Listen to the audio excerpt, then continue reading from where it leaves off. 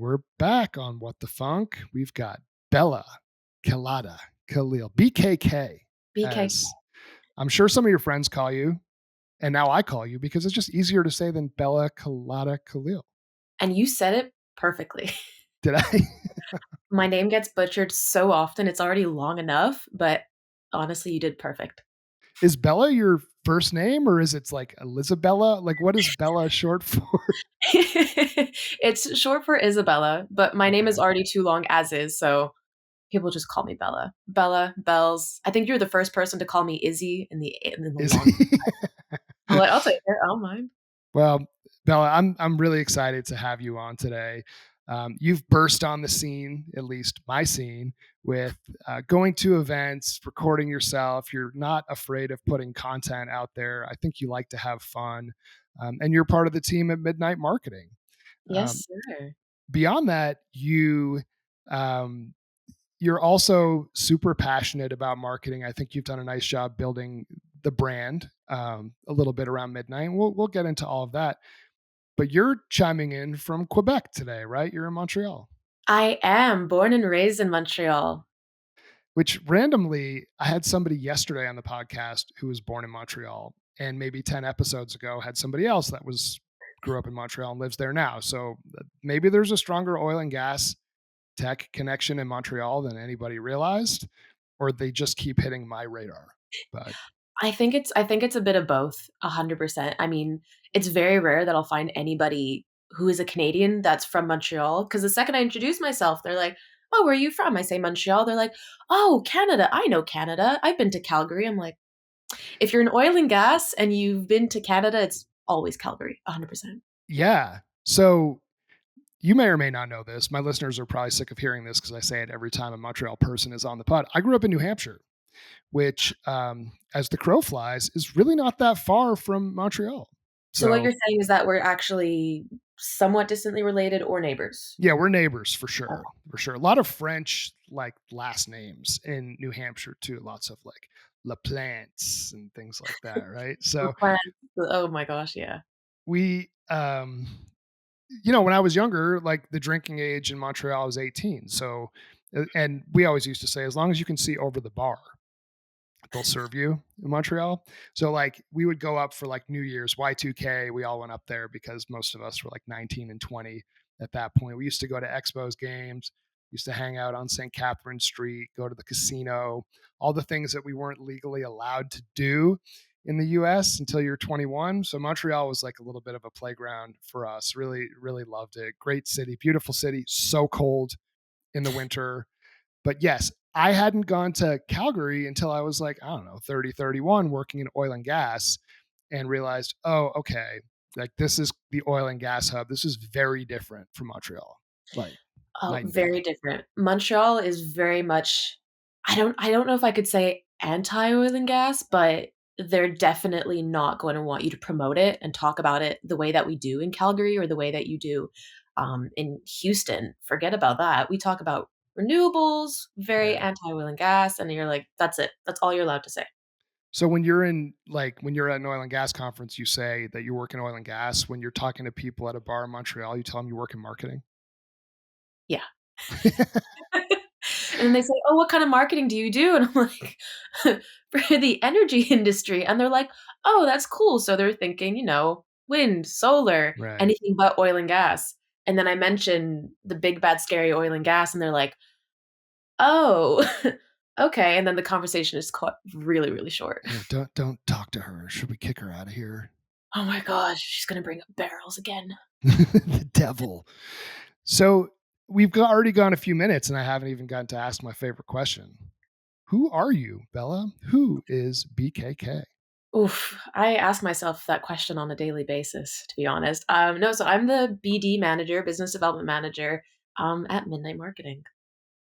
So Well, I like to tell people my job is talking and making friends. That's the basis of my job. and you do a good job of that, but that's only your work life. Like, where did you grow up? What's your background? How did you get to this point where you're now the BD manager at Midnight Marketing? Talk to me about your upbringing. Absolutely. So I was born and raised in Montreal, Oh, up in the north where it's super, super French. But I didn't speak any proper French. Like I understood it, but I wasn't fluent in it perfectly until I was maybe 17 or 18. My mom is English, so I learned how to do her accent more than I learned how to speak French properly. Mm, And then when I was around 18, I moved downtown. I became friends with this French girl, and before you know it, my accent on a dime switched around. yeah. But yeah, no, I grew up doing theater. If you knew me before that, you wouldn't believe me if I told you I was super shy, hide behind my parents' legs, not want to talk to anybody shy. Oh yeah. Oh yeah. People would sing happy birthday and I would get overwhelmed and cry. That's how shy I was. And then one day, I think I was maybe 11 years old. I did this internal theater piece in class and I had to rap about pie, PIE, not PI, like the food. Yeah. And one kid said that I reminded him of Weird Al Yankovic. Why we're listening to that at 11 years old, I don't know, but that boosted my ego so high. I was like, I have to do something with this. And so I've just put myself in the most awkward of situations possible in theater just so I could, keep getting that ego boost to the point where I put on a dog costume. I was Toto in The Wizard of Oz. Terrible. I do have a picture of that. I'll send it to you later. It's very blurry, and I'm so glad it's the only picture that will ever surface on the internet. But yeah, I just went from there. Um, I went to college and I did cinema and communications, literally movies and talking. Huh. And I found myself just wanting to constantly create content, put myself out there, get into acting. But I never did anything with it after college. I got into retail as a operations manager, either on the floor talking with people, whatever that was, but I never really got to put myself into actual acting. And then I had an opportunity to work in Ontario, a small city in Ontario, which for people that don't know where that is the province next to Quebec. I did a little stint there for my career. I was administrative officer, so basically recruiting. I did recruiting. Yeah. I entered in sales. It was really fun for a while. And then I started getting into the outdoor sales, so door to door with that same company. Wow. So literally getting doors, physical doors slammed in my face. That is a tough job. I lasted for 1 day at a door-to-door sales job. Like, kinda knew I wanted to get into sales, coming out of college. I'm like, "Yeah, maybe I'll be a lawyer. Seems like too much work, expensive law school. Alright, let me get a sales job." And got suckered into this thing that was door-to-door sales, and it was like, wow. I mean, and I get it too. I don't like when people knock on my door and they're trying to sell me something, but if you can do door-to-door sales, you can do anything. Honestly, door to door was the biggest eye opener. I mean, what did you sell? I don't e, well, it was 1 day. So I feel like it was God. I've tried to block this out because, like, dogs barking at me and chasing me off their yard and things like that, but it was some sort of, like, financial it was something financial related, but we might have been selling, like, magazines or something. I don't know. Again, I don't even wanna think about it. I feel the same way when I think about my my very short stint in door to door sales. We did telecommunications, so TV, internet, home phone. Wow. The one thing that requires you to physically step inside their house. Mm, I've had people either yell at me, sick their dogs on me, yeah, which, I mean, thank God I love dogs, but, oh my that was terrible. Genuine PTSD from that.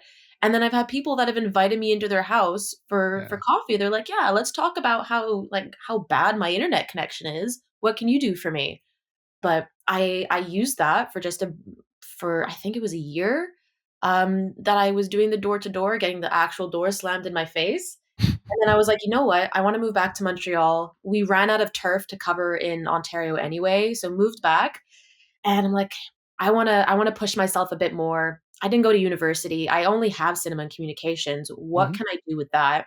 And I checked Indeed, and there was this posting for office coordinator at this cute little marketing company. Maybe not little, but it was a cute marketing company. I'm like, "Why not? Let's test it out. I like their website. Give it a shot." And so I go in, I do my round of interviews, and they hired me on as office coordinator, not even BD. So I started doing like coffee runs, recruitment, Yeah. coordinating the office, and then I ended up here. Wow. So Indeed.com, it actually worked out for you. That's fun. Indeed, indeed worked out for me. So you didn't have any oil and gas background, right? You had a little bit of a sales background. You got this kind of cinematic thing. You wanted to move back to Montreal, and then boom, you end up as the office coordinator for Midnight Marketing. And they realized really quickly, okay, there's a lot more that you can do. We're going to move you into a BD job. How long did it take before they realized maybe you should be doing more than just office managing? I started February 2023, and I started BD June 2023. Yeah. So they liked you and they're like, there's just more you could do. Yeah, I mean, I was really grateful that I had a lot of time to spend with my boss at the time. He doesn't live in Montreal, so just the fact that he was in town meant, okay, I gotta squeeze as much information out of you to Right. understand what you want from me. And then he's like, listen, I've got a lot going on in my brain. I want to build out a sales department. I think you'd be right for the job. And Mm, so we kicked it off really quickly, basically taking all the information that he had, everything that he's learned, and also mixing it with all of my learning process of the industry. Cause like you just said, again, I have no oil and gas background. I live in Montreal. People don't want to talk about oil and gas here. right. So trying to fuse the two together in those first few months was so interesting. Absolutely the most interesting experience I've had. Interesting, but I'm also guessing overwhelming. Like if I think back to 2008, which was my first year in oil and gas, I was just inundated with acronyms and just getting lost on these calls so quickly. Like, okay, somebody just referred to like an API, and an API could mean something in like programming and development. It could also mean something different in oil and gas. Like I have to decipher on the fly what people are talking about. Did you do like an intro to oil and gas course, or did you just sort of immerse yourself and start learning the industry based on being on calls and in conversations, going to conferences? I just full on immersed myself. I already am not the biggest fan of swimming in the deep end, but I just shoved myself in there right away. And I tried to learn as much as I could as well, YouTube videos. I had a lot of people reaching out to me too, that were connections of my boss that were like, "Hey, if you wanna learn more, here's a YouTube video that I did. Here's an article that someone wrote," whatever that was. And it wasn't until recently that I actually started doing courses. I'm actually doing one right now, which is basically just the history and structure of oil and gas. And so what that looked like, who was the first person to find a well, the fact that it was an accident, what that looks like, learning about, the like standard oil and Mm, how that erupted all the way until I think I've just completed another course on drill bits. I'd done one prior to that, but I've just finished another one. So I've just been immersing myself in that. And the conferences are so, so, so helpful. I yeah. love those. I genuinely love conferences. Well, it can be overwhelming sometimes. Like there are so many conferences you can go to. Actually, I was talking about Tim Loser, rest in peace, my former podcast partner. When he and I were working together, I said, "Oh, Tim, I just found out about this conference in Houston that Deloitte's putting on. Maybe you should go." He goes, "Jeremy, I could go to a different oil and gas conference in Houston every single day of the year." Right. Mhm. So it's important that we figure out like which are the ones to go to. I'm like, right. Yeah. Okay. So you have to kind of decide like what are the ones that make sense. And I've seen you at NAPE. I think you do some of the social octane things. You go to the Digital Wildcatters Energy Tech Nights. So like you're in it, right? And now you're like really kind of putting yourself out there into this space. What do you do? Like what does a BD salesperson do for a marketing group? And let me say this caveat with I run Funk Futures, really have kind of three distinct arms to the company. One of them is like contract, fractional sales for emerging energy tech companies. And that is the majority of our business. We also do recruiting, placement, full time contract gigs. And then the third, which I don't really focus on, is marketing. I just sort of have it there because sales and marketing are so closely intertwined. So my marketing opportunities generally come from like, hey, I'm thinking about like starting this brand, or like maybe I need to write some case studies or something. So we sort of fall into doing a little bit of marketing. But with you, your focus being on selling marketing engagements, projects. Like, what does that look like? Do you approach oil and gas companies? Do you approach tech companies? Like, what do you go about doing? And is it content marketing? Is it website creation, recreation, like SEO? Because marketing is like a pretty wide swath. So, just Yeah. curious, like, what does that look like for you? How do you go about doing sales for a marketing company? Absolutely. So, one of the biggest things is definitely the fact that when it comes to marketing specifically, not everyone likes to be sold on it, and not everyone wants to be approached and said and be told, like, I can be doing so much more for you guys. You need to be a bit more modern.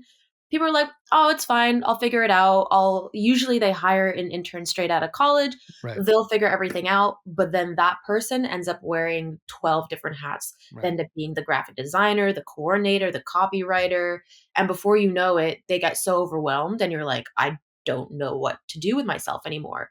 Yeah. So the way that we go about it is like, so we do three things. We do websites, we do branding, and we do marketing. And the big Okay. part of marketing is like you were saying, so like the content creation, writing the articles, the strategy behind your marketing, your entire brand essentially, and acting as either the entire team or we're just a supplement to the team that you have to remove all those hats that are overwhelming you. You know what I mean? So to tie back to being at conferences, when people approach us, it is so much easier to have Right. that conversation because they want to inquire, they want to know more. And so that's basically what I say. It's like, listen, oil and gas is either super old school or you're trying to make it, new school, very modern, but that one person is wearing too many hats and you need just someone to like get some of that work off your plate to be able to maximize on it. So I'd say that's definitely the easiest way to go about it. And then obviously, when people start seeing you a bit more, they're like, "Oh, you're marketing. What do you market for?" So Yeah. obviously, we say energy. We say energy is the forefront, but we're agnostic. We could be doing tech. We could be doing real estate. We could be doing consulting. At the end of the day, it's like we want to see good marketing, regardless of how it's achieved. And what would you say is like the superpower? I was on a call with someone named Chase Nall, who's awesome. He was on this podcast, and I connected him with my marketing friend Nicole Nixon, who's an incredible like content marketer, brand creation person. She and I worked together at W Energy, and I pushed her for a while. Like, you got to go out and do this by yourself. Like, you just working for one company is not the best use of your skills, and she's crushed it. Like, I love what she focuses on. And Chase got on a call with her and he asked her like, what is your superpower? And she said for her it's like grassroots brand creation, like logos, and what should the website look like, and pitch decks and things like that. What would you say is Midnight's superpower?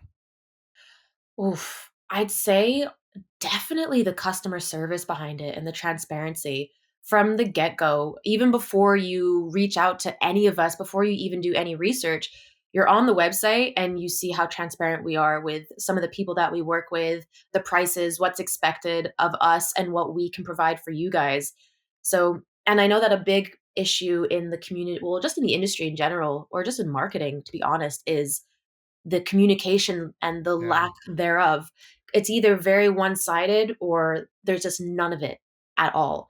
And so being able to be transparent with them from the get-go just kind of shows this is what you can expect from us going forward. We set you up from day one with our kickoff calls, and we're like, listen, this is what we're going to cover. Mondays and Fridays, you get your recap calls or your Mm. recap emails, what we're going to cover, your analytics. We cover so much in there as well.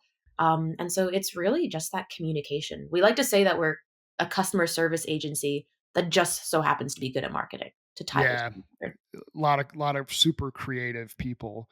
And the team's like what, 30 or more folks right now? We're 45 now. 45. So like, is it a mix of graphic designers and, technical resources as well as just like the traditional creative types that come up with all of the content? Like, what's the mix at a marketing firm? Oh gosh, we have a whole mix of everything: copywriters, graphic designers, developers, UI UX team. Mm, We have a plethora of really talented marketing coordinators and project managers, which, to be honest, makes my job easier Because if it wasn't for, and like the video team and the animators, if it wasn't for all of them, I would have nothing to sell, because Right. people wanna see what you're capable of doing, and so the work that they have, sometimes I'll pull out our quality control channel, I'll go back a few months and I'll say, like, "This is some of the video work that we've done, this is some of the graphics," and it's just so much easier to promote, and it wouldn't be easy if they weren't there to do it. But we've gone as far as to get someone that knows the industry very, very well to help Yeah. us out with content and pinpointing holidays within the industry that we otherwise wouldn't have known about.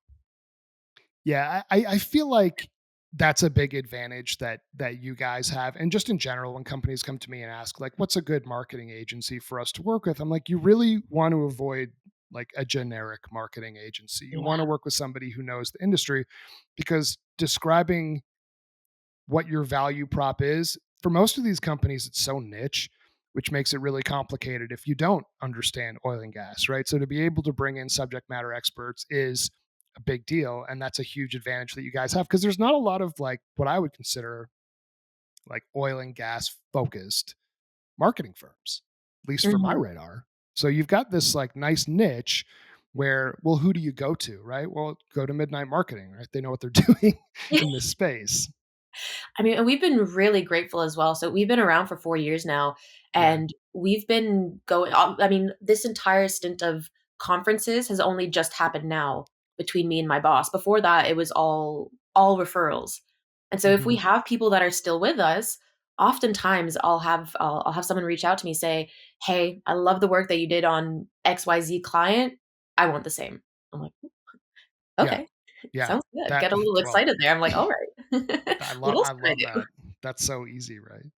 Um, Wonderful. So how about you personally? Like, what do you like doing outside of work? I know that obviously the things that I see is me following you on LinkedIn, me seeing you at events. Like, obviously, you're investing time just to fly to some of these places in Texas and Western Canada and all that. But you don't work all the time. You live in a place where there are seasonal sports. Like right now is an amazing time to be in Montreal. So, like, what does Bella like to do outside of just work? Oh, so this might make me sound a little older than I actually am, but I love the 2 C's, cooking and crocheting. I think those are the most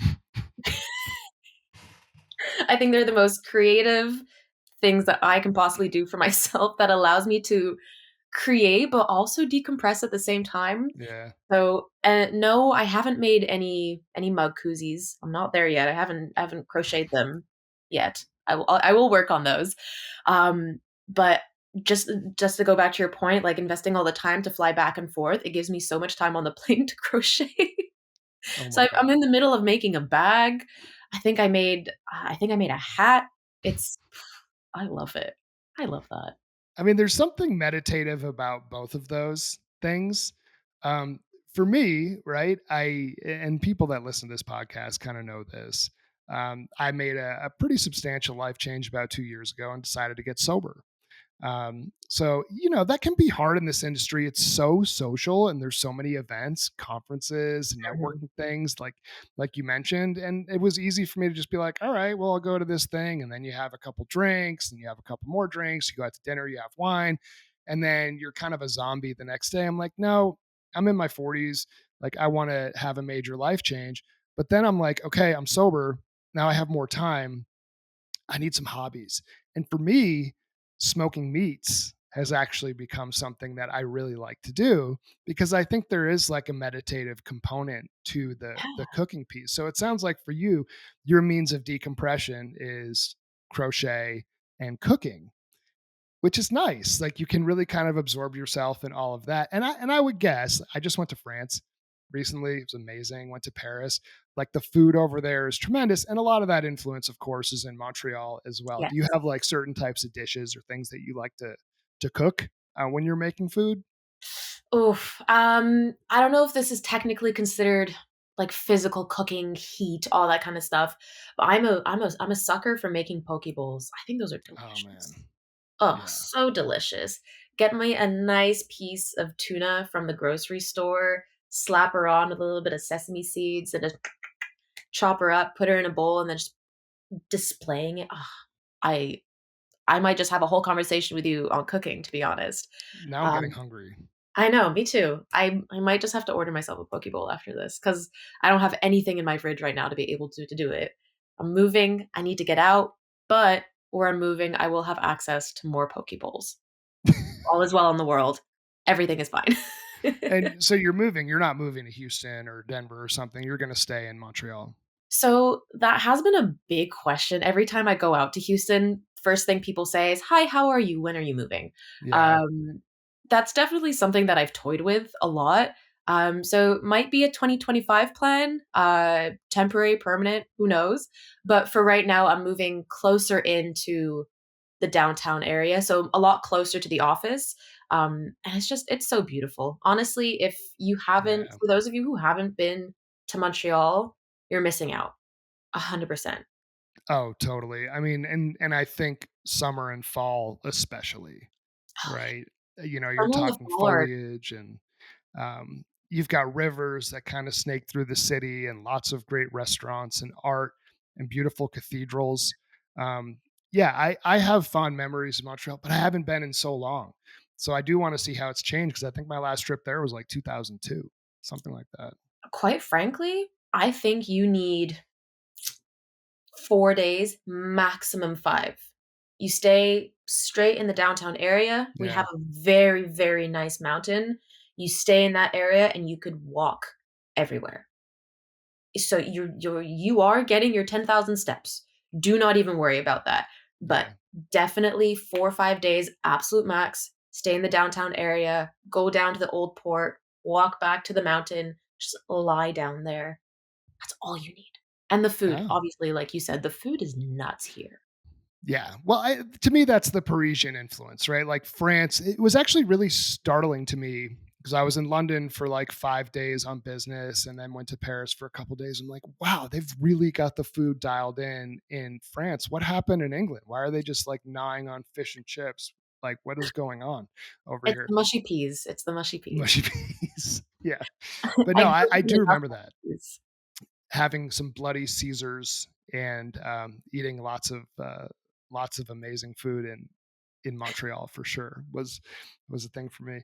I want to talk a little bit more about marketing and the content that you put out. So is that like part of your job description that you should be putting out this level of content? Is it something that you love to do? Is it part of you showing how you build your brand and then encouraging some of your clients to build their brand in the same way? Talk about like some of what you like to do because I've noticed you have sort of your own flair. You like to interview people at events, right? You like to wear funny sunglasses and just sort of like be yourself. So talk about like some of the marketing content creation that you do. Do you like doing it? Does it make you uncomfortable doing it? And like what is it all leading to? Honestly, I love the whole content creation part. I definitely think getting into this position as well, I'm BD, so I have to go out there, I have to sell what we do and everything, but a big part of it is also creating the trust behind it, because no one's gonna Yeah. wanna buy from you if you're just, like, stoic, you talk about what you do, and then that's about it. So, one of the goals getting into LinkedIn especially was, building that bridge, building that trust. How else can I do that than getting my face out there? Yeah. Already, as you can tell, I love to yap. Literally, I'm pretty sure I have certified yapper in my LinkedIn bio now because people just know me for talking so much. Yeah. Um, I have no problem with it. I could do it all day. It's perfectly fine. So I figured, why not put that together with my love for content creation, and just showcasing the behind the scenes of work, our people, what we do on a daily basis, posting like day in the lives, that kind of thing. I think that's also super interesting. Yeah. Um, and so and no, it's not a part of my job description at all, but we were like, listen, if I'm gonna get my face out there somehow and really bring like the word of midnight to LinkedIn, what better way than to just post? And posting things that people are gonna like the interview videos. I wasn't expecting that to do as well as it did. And it's one of my top 3 videos over the last year on LinkedIn. And so people were commenting, they're reposting, they're telling me, okay, next time you're out there, I want you to ask this. I want to know these kind of Yeah. questions. But they're also industry focused, and that's what people like to see. They like to see, for once, a positive light shown on this Yeah. industry, which we don't otherwise would get very often. Well, so I have theories behind that, and I want to share it with you. So the term marketing in oil and gas refers to the sale of your commodity, right? So an oil and gas company produces oil, it produces natural gas. Now we're seeing other different flavors, maybe produce hydrogen or something. But marketing, the term for an oil and gas company means um, basically listing your product and finding a buyer for it. A Mhm, 100% of the time, there is a buyer for the product that you create. That makes it different than every other type of marketing, right? So even just like the terminology in oil and gas is different than what you think of traditionally in content or product marketing. So mhm, it's never had to be a major emphasis for companies to think about. That's on the operator side. So then you think about the companies selling to them. They think, I think, marketing more of like pitching directly to a company, which is, I think, more of as like sales, right? Or getting a booth at a trade show, which is like a very traditional means of mhm, getting your name out. I think the shift that we've started to see with oil and gas embracing social and the internet is truly you can create a perception that is not so hidden and dark. And I think that's what you guys do a nice job of, ironically, not dark midnight. But you're doing a good job of that. And I really encourage more and more companies to put a face behind it. That was the whole impetus for starting this podcast is bring the personalities of the oil and gas industry, the energy tech industry to the forefront because oftentimes it's a vilified industry. And now you want to put, look, these are people that have kids and lives and families and aren't here like pro pollutant, mhm, like everybody is, you know, these are normal people. These are good, hardworking people. And we need to get that word out there, which is something that I think we've done a pretty good job of, and you guys have done a good job of, and is super meaningful. But I do think there's still work to be done to shift the concept of what is marketing mhm. in oil and gas. Do you guys work with other industries as well? We've done other industries before, absolutely. I just feel like I'd say good 85% of our client base is energy. Yeah.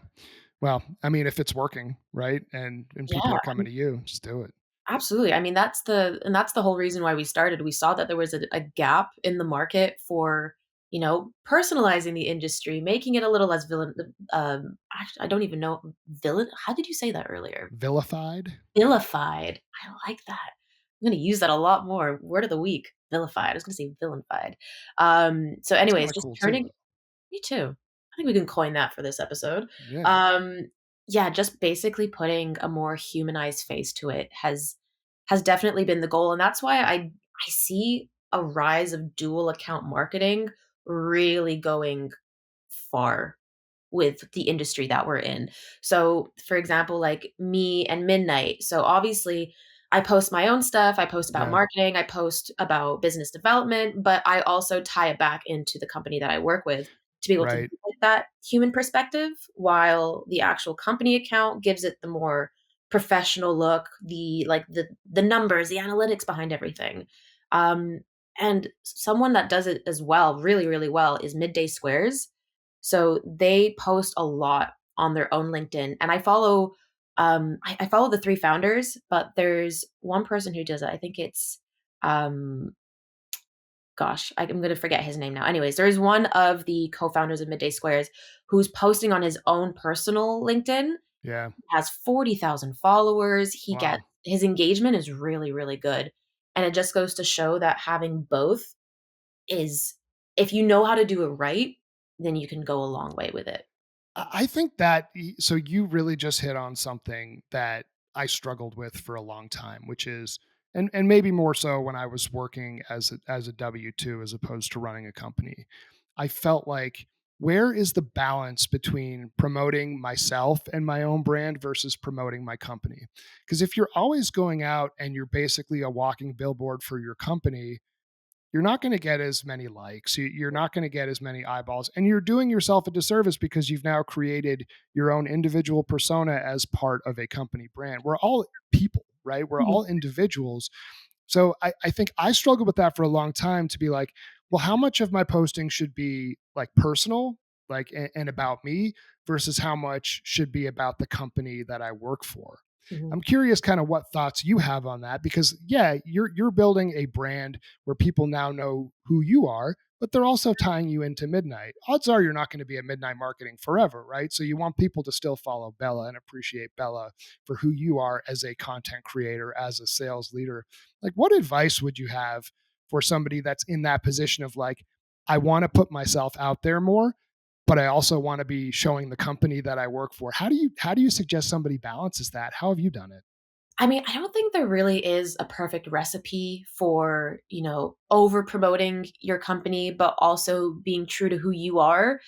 I think I think that the key to it is learning how to do both Yeah, at the same time. So you can be talking about marketing and sales and how that correlates back to the industry, and then use that call to action at the end being like, "Hey, if you guys need any help, yeah, just so happens that we happen to do this as well."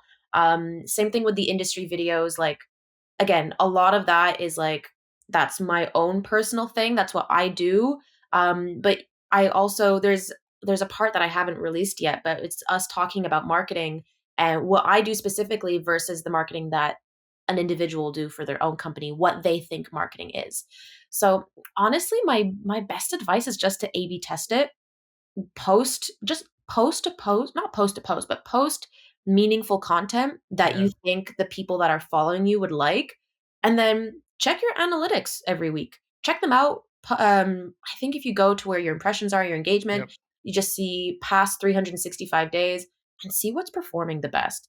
And to be honest with you, for me, it's always been that content that is in between, where I have a little bit of midnight. They know that I work there, but they know that I can separate myself as my own personal brand outside of it. Yeah, yeah. So it's really finding that balance. Like, what is the combination of both? I've also noticed on LinkedIn too, and maybe it's just that there's more people creating content now. But like my posts used to do bigger numbers. I'm not sure why that's the case, but like even if I think back to like 5, 6 years ago, I would get like crazy amount of impressions and likes and um, the type of posts haven't changed that much, and I've tried to tweak the algorithm and figure out like what cracks the code, but it just feels like it's less and less. So I don't know if that's like a change I need to make. I'm not doing it for likes, but I do want people to see what I'm doing, Yes. right? Because that's of course a driver for potential leads and revenue into the Mhm. company. But I am wondering if it's just there's more content now, so people are scrolling through and there's more and more, and that wasn't the case even just whatever 5, 6 years ago, or if it's not compelling enough and I need to start shifting things. I did a day in the life video that actually got a lot of likes, and I was super passionate about building that. That was fun. That I was saw like for that, me as much as anything. Thank you. I like that. You're Pay welcome. somebody to follow you around in video for the day and let them edit it and chop it up afterward. Like Yes, what? please. Who doesn't want to do that, right? No, honestly, I don't think that it's how compelling the content has been. The content is always gonna be compelling, it's just that the algorithm has become such a science now. I was reading something, the other day where they're like, engagement of video no, sorry, posts with engagement, like a higher engagement, get viewed so much more Mm, than higher impressions, which makes not a lot of sense, but it also does. Like, apparently, if you get a high amount of engagement in the first 60 to 90 minutes, your post is automatically going to get shown so much more throughout the feed. And then that's how your impressions are going to rise.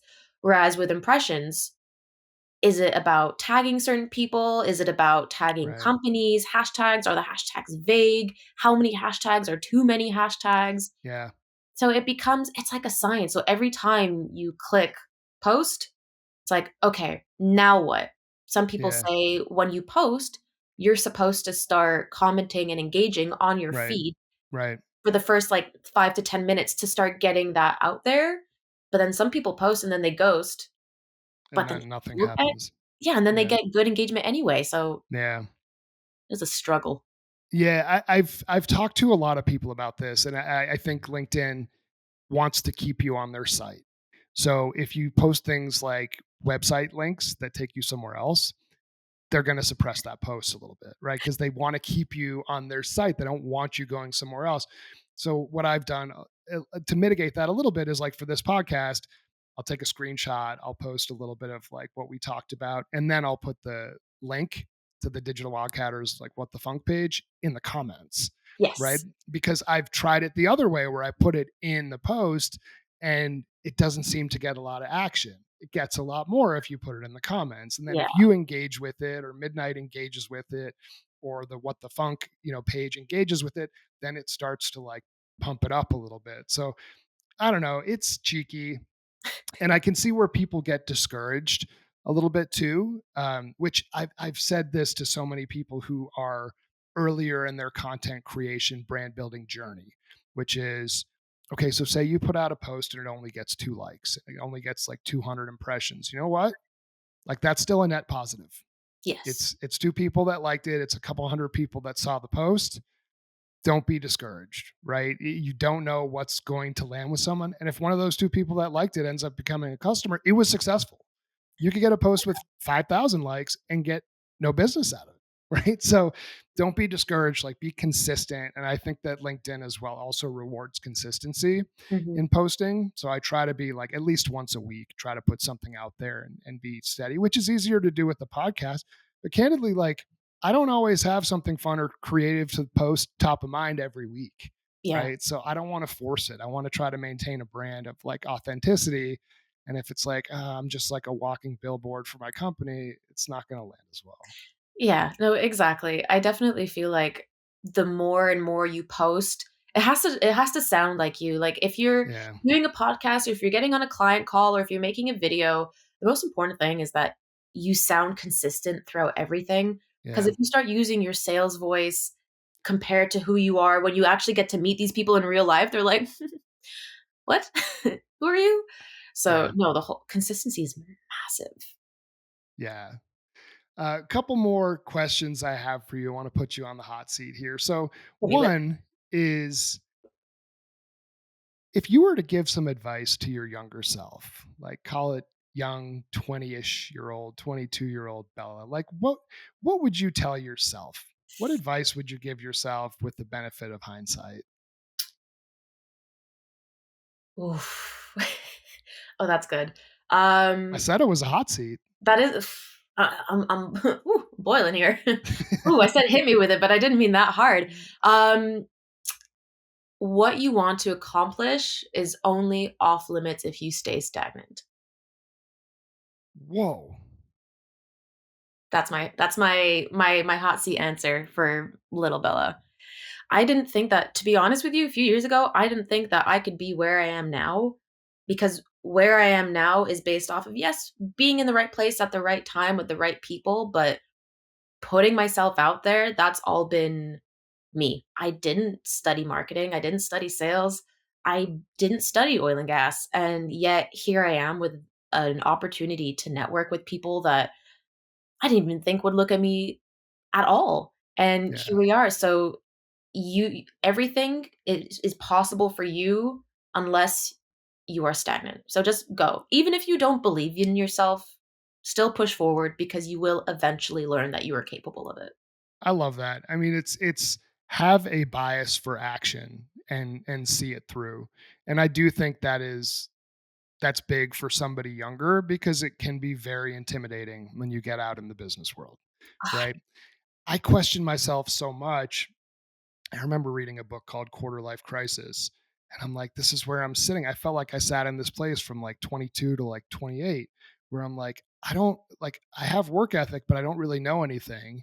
And I have these big dreams, but I don't have anything, right? Like what is my place in the world? Right. And I think that if I were to look at myself, it would just be like, just keep going and be afraid to fail. Like people are going to forget any mistakes that you yeah. made.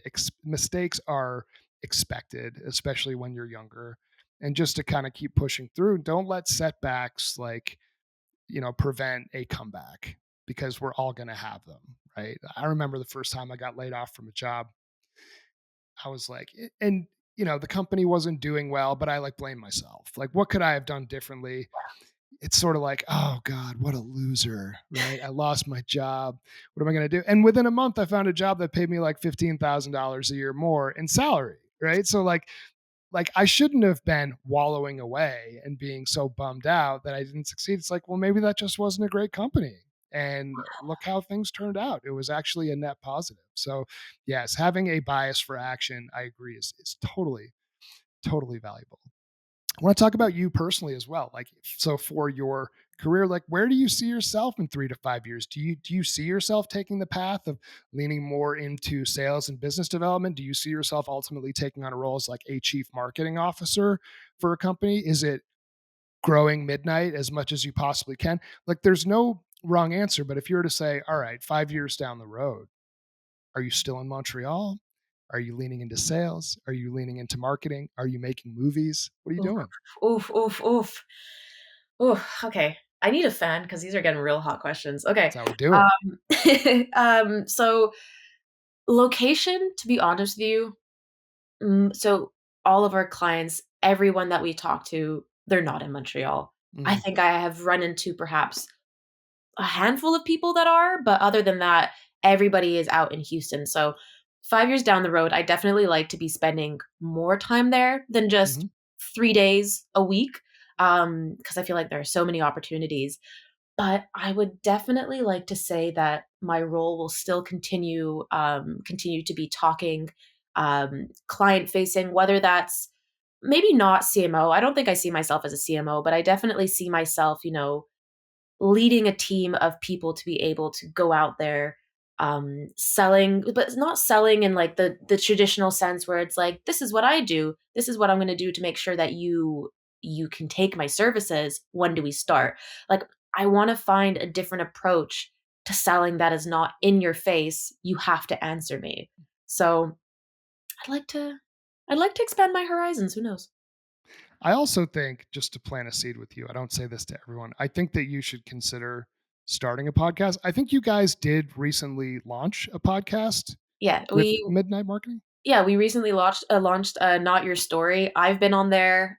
Two of our project managers have been on there. My boss has been on there, Yeah. and Lord knows that it's hard to get him on a podcast. So just having us all there is really interesting. And I see Rory. So Rory's the host. I see him, the way that he works and the way that he gets everything out there. I might plant it in his head that if he wants a second co-host, that I would be there. Who knows, Rory? If you're listening, You're let's have a meeting after this. well, bro, you better be listening. I mean, you're just such like an authentic, organic content creator and marketer that I think it would make sense for you and your brand to lean more into that. And I think that you're just like genuinely a curious person from what I've seen, that it's the right fit for you. When the Digital Wildcatters guys were talking to me, and geez, going back to 2018, 2019, 2020, they're like, you should start a podcast. I'm like, about what? And they're like, it doesn't matter. Like, you'll figure it out. Like you like asking people, you genuinely like listening to people and their answers. And you're a sales guy. Like, you can ham and egg. Like, just think about it. And I'm so glad that I did. And I think COVID had a lot to do with it, because it's like, oh my God, like, how do I get my name out there? How do I help my company that I'm working for at the time, their brand out there, if I can't visit people in person? So the podcast was like a very natural way to do that. And people were like starved for content at that point in time. There's no sports, right? There weren't movies coming out. Like, what do we do? Right. And people started listening and watching podcasts more. So just something to think about as you continue to grow and increase your brand. Final question: where can people find you and find your company? Oof. In Montreal, if you're there. Um, if you wanna come visit me in Montreal, I will be your tour guide. I'm putting it out there right now, after office hours, please. No, you can find me on LinkedIn. You can find me, on our the midnightmarketing.com website. My LinkedIn is literally my name, Bella Kelada-Khalil. I'm the one with the green cowboy hat, and if you can't find me there, you can also find me with Shmeez the Alien. Yeah. Which I've seen. Well, Bella, thank you so much for coming on What the Funk. I appreciate you bringing your authentic self today. Thank you for It's going to having me. be fun. Of course, it's going to be fun watching you evolve in your career, because you haven't been in this space that long, but you've burst on the scene. People are now getting to know who you are. So your potential is limitless. I'm excited to Thank see it grow. you. Thank you. I appreciated, funking around and finding out with you today. Thanks. Have a great one.